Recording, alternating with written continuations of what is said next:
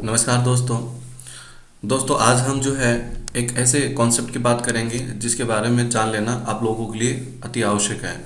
दोस्तों आपने टेली में काम करने के बाद अक्सर आपके किए हुए काम का जो रिजल्ट है उसको देखने के लिए आपने ट्रायल बैलेंस ज़रूर यूज किया होगा, ट्रायल बैलेंस को आपने ज़रूर देखा होगा। लेकिन उसी ट्रायल बैलेंस को हम एक बहुत ही शानदार तरीके से और देख सकते हैं, तो उसको लेके जो है आज मैं आपको कुछ नया बताने वाला हूँ। तो दोस्तों चलते हैं हम यहाँ पर डायरेक्टली हमारे डिस्प्ले मोर रिपोर्ट से, कहाँ पर, ट्रायल बैलेंस में। तो अक्सर जब ट्रायल बैलेंस को देखने के लिए दोस्तों आप यहाँ पर आते हैं तो आपने यहाँ पर देखा होगा कि ट्रायल बैलेंस में जैसे आपको capital account, loan liability, current assets, ये आपका जो भी फिक्स असेट्स है, करंट लायबिलिटीज़ है ना, आपका सेल्स कितना है, परचेज कितना है, टोटल आपका डायरेक्ट एक्सपेंसेस कितना है, डायरेक्ट इनकम कितना है वगैरह आपको ये बताता रहता है। तो दोस्तों ध्यान देना, यहाँ पर जितनी भी चीज़ें आपने देखी हैं ये सब के सब आपके क्या हैं, ग्रुप्स हैं। क्या है दोस्तों, ग्रुप्स हैं।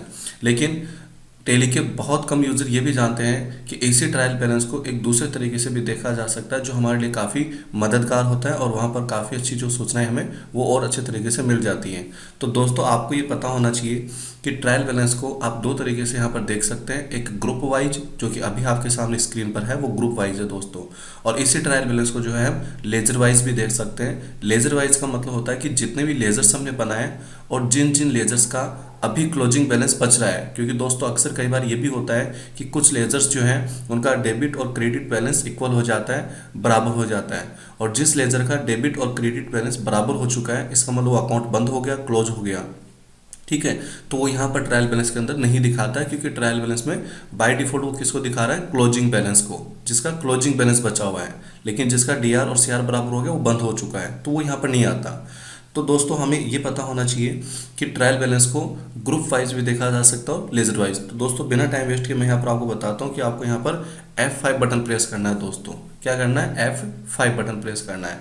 और F5 बटन प्रेस करने के बाद में आपको यहाँ पर आपके द्वारा जो लेजर्स बनाए गए थे वो लेजर्स आपको वन बाय वन एक एक करके आपको यहाँ पर दिखाई देंगे। लेकिन दोस्तों ध्यान ये जरूर रखिएगा कि यहाँ पर उन्हीं लेजर्स का जो है रिपोर्ट आपके सामने जिनका कुछ ना कुछ क्लोजिंग बैलेंस बचा हुआ है, ठीक है। जिनका क्लोजिंग बैलेंस बचा हुआ है वो सारे सारे आपके सामने हैं।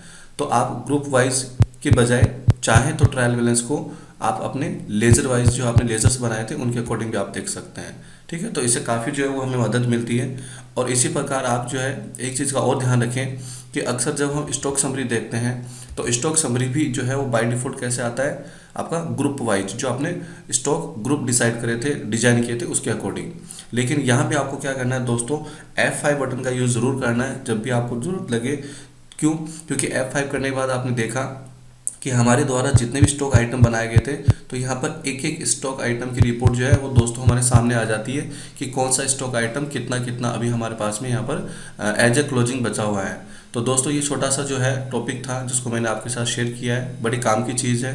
आप ज़रूर ध्यान रखें कि आप ट्रायल बैलेंस देखते समय, स्टॉक समरी देखते समय स्पेशली जो है आप ग्रुप वाइज की बजाय इनको आप लेजर वाइज या स्टॉक आइटम वाइज भी देख सकते हैं, क्योंकि कई बार इस चीज़ की ज़रूरत पड़ती है। तो दोस्तों मिलते हैं जल्दी एक नए टॉपिक के साथ में।